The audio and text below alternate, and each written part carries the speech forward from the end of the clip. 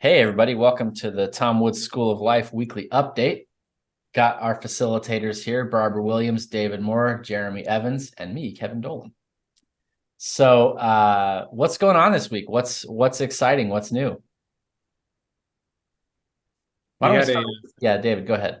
yes, I said we had a great to see people use the Thanksgiving week as a chance to kind of take some of their projects back to their families and their loved ones. And I think we're seeing people kind of come back with that post-holiday clarity, right? What maybe wasn't working has fallen away, and they're able to kind of take their projects and run it by the people in their different in a different aspect of their life. And I think it's nice sometimes to see how accountability um, sometimes needs a little bit of a breather like that. You just need a moment to be with the people that you love and take a moment, and then also come back rejuvenated and ready. And what I was excited to see on Monday was that a lot of people had been with us since several months, really felt confident in what they've decided to do. So the tweaks weren't too major, but they were definitely, I think, more resolute in their attitude toward their projects.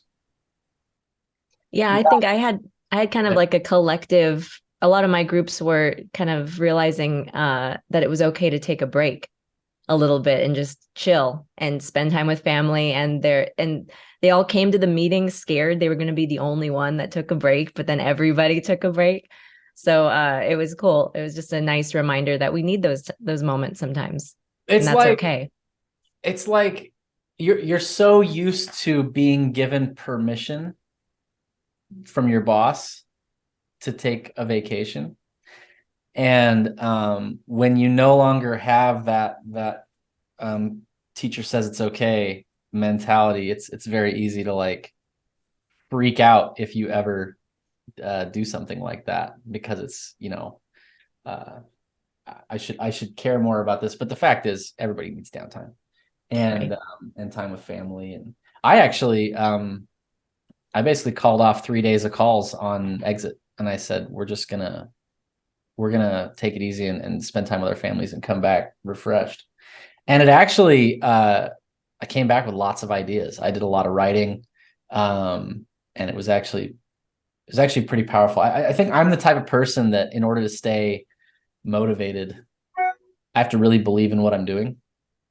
And it was really good to like take stock of like what's working and what isn't, and not just be in my standard, like, you give your spiel a lot, and your spiel can be a little confining if like that's what you've said you do. And so it was good to take some time. Jeremy, where are you Yeah. at? Yeah. Of the people that I've encountered, some people didn't show up naturally to post holiday uh, meetings, et cetera, et cetera. But a ton of people worked right through it. And I personally get completely discombobulated by holidays. I don't like taking a break at all. I spent the first 3 or 4 days just in a constant state of anxiety about whether or not, oh my God, I have so much to do, this, that. So maybe you can be your own boss and fail to give yourself permission and then traumatize yourself. So maybe this is like a counterexample, an anti-pattern, if you will. Um, yeah, I mean it's interesting because Thanksgiving, I'm hoping that the Christmas holiday is going to be a little more prolonged. At the same time, I'm in marketing, and these are big sales times. Usually that week between Christmas and New Year's, I'm okay taking off. Not a lot happens, but the world keeps moving, man. I don't know. I Yes, it does. so yeah, I think it depends what phase of your business you're at. I mean, the other aspect here is Black Friday. It's not a break. Right. Black Friday is not. It's not like a time to take vacation. Right. Uh, and Yeah. it depends. If you're B2B, kind of can be, but at some point you're exposed to the B2C market, and it's not a break for the B2C market. It is hot. It is a hot time for a lot of people across a lot of industries. But yeah, And no, is that the case in marketing? Like you like for what you do? Black Friday's what do you big? mean? For any B2C company. Um, Tom's work is B2C, for example. Right, right.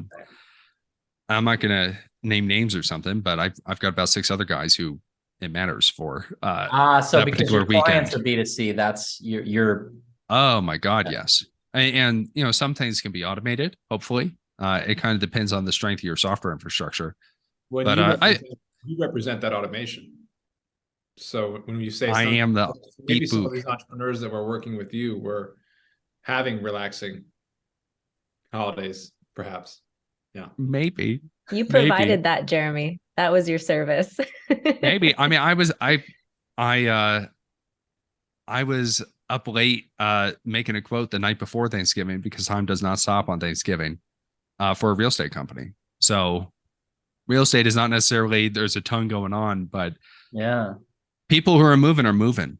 And I don't know. I personally have not mastered the art of stepping off of the spinning globe.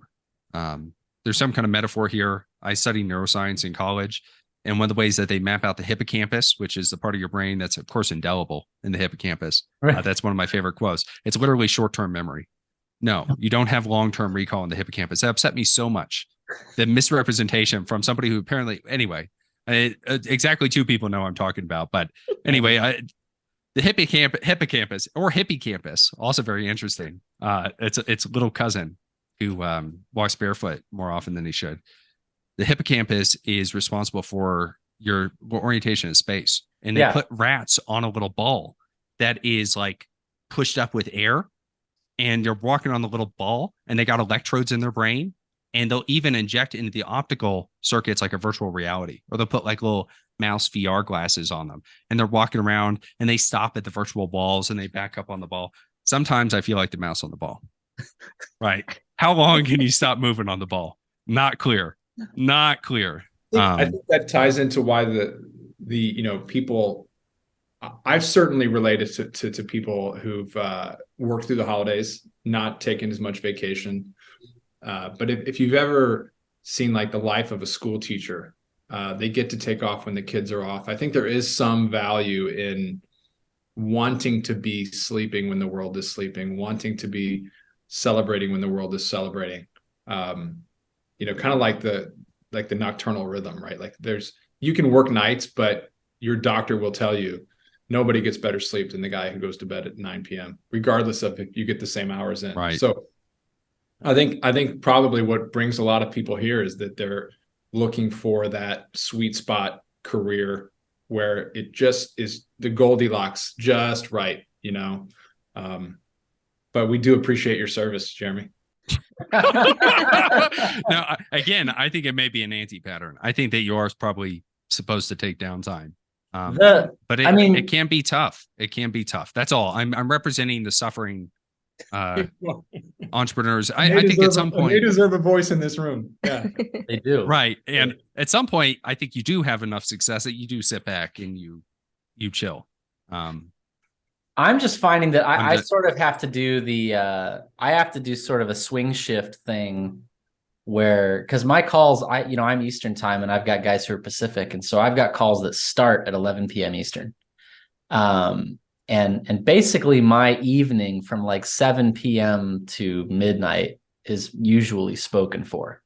And so if I'm gonna spend quality time with the kids, it's in the morning, and it's like a lot of my like downtime, easy time is in the morning because I've got so much committed in the evening. And I think one of the good things about entrepreneurship is like, if I spend more of my total day busy than I did at my day job, but if I need an hour here or an hour there, I can move things around. I have that freedom. And I think that ultimately the ability to like take my kids to an apple orchard in the afternoon on a Wednesday, just because I felt like it, is immensely liberating.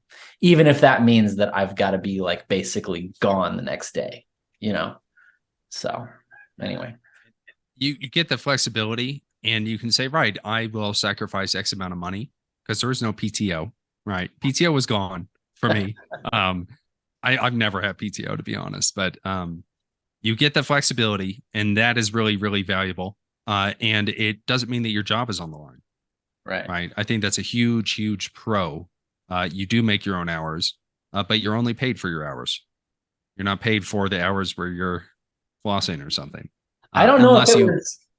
I don't know if it was Nassim Taleb who was talking about the worst day you can have on the job, and he's talking about the taxi driver versus the corporate CPA, and he's like, a taxi driver's worst day is no fares, right? And then tomorrow there's fares, no big deal. That's like assuming he doesn't get shot or anything. Like his worst financial day on the job I was thinking there are worse. Is no fares, right? Like that's as bad as he can fail economically, right? But a corporate CPA, it's like it can drag on, and you're like, your performance can suck for like a year, and it doesn't matter, and then boom, you're fired, and your whole income has collapsed. And there's a whole different mindset around how you view your time, how you view your effort, when you're so much more intimately connected to like the source, the feedback. Yeah. I remember that example. Nassim talked about the cab driver can change locations, right? He can move to a different part of the city tomorrow, but the CPA guy just remains in this sort of opaque situation where he doesn't know what's coming. And but the price of that is that you are very much tethered to the little nuances of every piece of feedback. Yeah, absolutely. I've read so much, as you can tell by my book. What are you supposed to do? I'm in a traveling office today, just for the record. Right. So you're supposed to bring your own books? Bookshelves and why would they give you an empty bookshelf? I read a book, I like to give it away. It's selfish to hold on to them. Yeah, that's hilarious. I'll loan you some books, David. Don't worry. I got you. This boy reading yet. Yeah. I think there's something to that. I was with my father, who was a hospital CEO for a good long time, and he thought, okay, maybe I'm going to do this business. There's kind of this loophole in Medicare. There's often loopholes in Medicare. I worked with a chiropractor who was sticking an acupuncture unit in people's ears as a semi-permanent installation. He was doing $10K per year. Whoa. Medicare billing, zero copay, right? Whoa. A guy made millions from this, and they closed it off. He had to pay some of it back later. I'm not sure how that works, blah, blah, blah. But so my dad was thinking about doing something similar, but he was kind of in the top of his game. And he didn't, right? He's working 40 hours a week as a CEO of a hospital. It's not a bad title. And you do that long enough, you build in some sense of complacency. How do you find the time at the end of 40 hours a week? And then you're no longer a hospital CEO, right? I mean, it's a kind of fragile security, but the fragility is not obvious until it is. And so many people in my groups are tech guys. I want to say, I had all kinds of words dashing through my head there, dancer and prancer, but I mean, they're high paid tech people, and there's observing layoffs in their companies. And so far, everyone's survived. How long will that go? How many companies will go under? It's not clear. It doesn't mean that if you do your own thing, you're not going to go under or make zero money or lose all your time. But it's the muscle, it's the exercise of saying, here's a market gap. I can fill that market gap. I have a set of skills. I know how to take that directly to the market, put up my own little sign. And so many people that I encounter, both recently and from a long time ago, they don't even know how to put up the sign. And if you don't know how to put up the sign, then it doesn't matter if you know Scala. It doesn't matter if you are paid $300,000 a year to do DevOps for Azure Cloud, right? You have to be able to market yourself and realize that your labor is a commodity. It's also a service, and being able to transition between those things gives true anti-fragility in the workplace. And though at a cost, I'm not suggesting anything is free, right? We have a guy in the group who is a software developer, but he's a software developer a little bit by circumstance. Basically, he got married. He was a business major, and he got married, and his father-in-law, or pre-med, and his father-in-law puts his arm around him and says, "You're going to major in computer science." And because he was a computer science guy, made a bunch of money, and that was, here's how you're gonna take care of my daughter. You're gonna major in computer science. So he's he's a very bright guy. He can clearly do the technical work, but he views his talent in sales. For him, he sells software development to W-2 employers. Like he's constantly applying and interviewing and bouncing competing offers off of each other, and he's made just a pile of money that way because it turns out that the guys, basically, if you can find a guy who's got the technical chops to get in the door in that world, who also has this like sales acumen, this business acumen, it's incredibly it's like I have another guy who's a contractor, general contractor, and he said, you don't have to know anything about like plumbing or wiring or framing. If you want to come do this job and you're like a really good business development guy and project manager, you're going to absolutely crush. And I think that's one of the things that maybe we can accomplish as facilitators is helping people see ways that their skill set could be leveraged in an area where, particularly like where the temperament is different. Like, if you're in sales, you're going to be around a bunch of extroverted, intense sales type people, and software development, not so much. But that means that like you can be this like crazy invasive species, this like shark dropped into the fish pond or whatever. And so, I think that's worth kind of chewing on with people. I think another way of not changing your life too much, but developing the strength and fortitude and the core muscles that you're really craving, is to have a number of businesses as clients, right? So you might actually enjoy the corporate world quite a lot. You might, a lot of the standards and things like that, as far as like timeliness and punctuality, and just even the aesthetic of corporate life might appeal to you. But you might just not want to have one boss. You might want to have 20 bosses, and 20 bosses feels very differently than one. And I think, talking about going to that apple orchard, you can upset 1 out of 20 and feel very good about being at the apple orchard. But when you upset one and you're worried about him the whole time or her the whole time, it affects your day. And really just having additional sources of income. I think that's another thing that people are exploring now in the school of life is, maybe their day actually doesn't want to look, they don't want their job to actually be that different, but perhaps it's just the makeup of the number of people that are supplying the pay versus the one that the sole provider of pay now. 100%.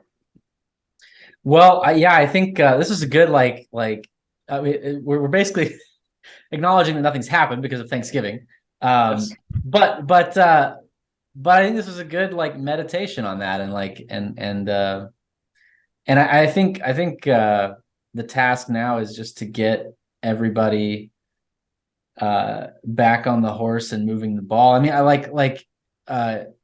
we have close to a month till Christmas, and at my defense job, the defense industry shuts down like December 18th, 19th, and it doesn't open until after New Year's. Like you basically get like 2-3 weeks solid, where like literally the F-35 production line shuts down and everybody goes home. And I would say for what we're doing, I think what Jeremy's right about is you definitely can't do that. You definitely can't be like, well, it's almost Christmas, and so we got to get back on the horse for the next couple of weeks and get people's energy up. But this is good, guys. This is a good conversation. I appreciate you guys being here. Should we snap the line there? Great. All right. Thanks for listening, everybody. Sure.